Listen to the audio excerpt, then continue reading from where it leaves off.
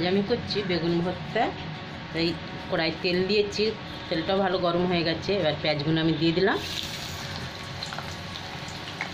পেঁয়াজগুলো ভেজে নিচ্ছি।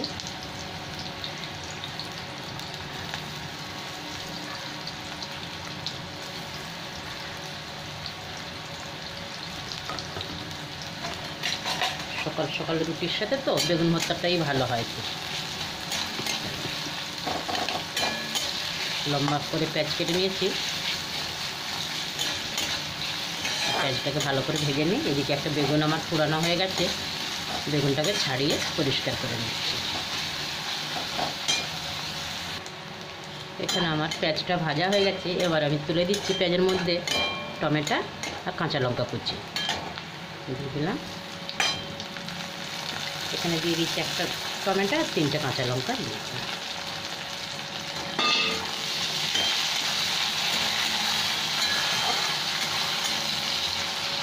এবার আমি একটু মশলাও দিয়ে দিচ্ছি, অল্প একটু কাশ্মীরি লঙ্কার গুঁড়ো, তাহলে কালারটা খুব ভালো আসে। আর দিয়ে দিলাম হলুদ,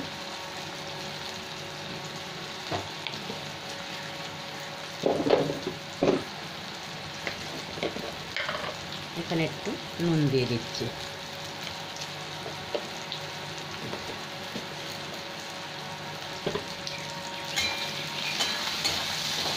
এবার এই নাড়তে নাড়তে টমেটো গলে যাবে।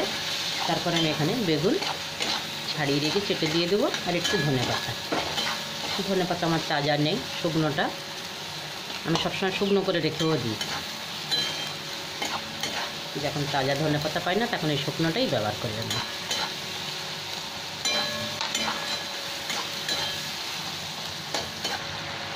এখন আমার মশলাটা খুব ভালো হয়ে গেছে, টমেটোও গলে গেছে। এবার আমি ধনে পাতাটা দিয়ে দিচ্ছি, শুকনোটা তো, সাথে আমি বেগুনও দিয়ে দিলাম।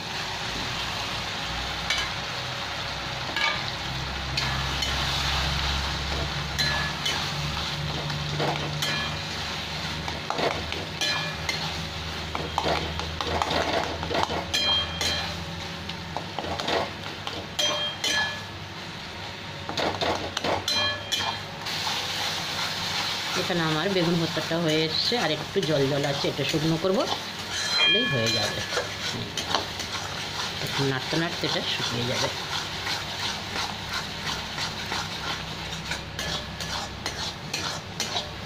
আরও 1-2 মিনিট ভালো করে ভেজে নেব।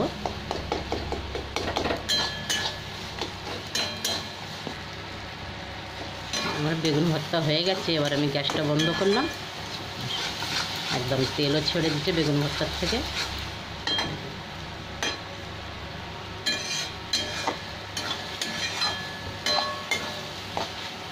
হয়ে গেছে, বন্ধ করলাম।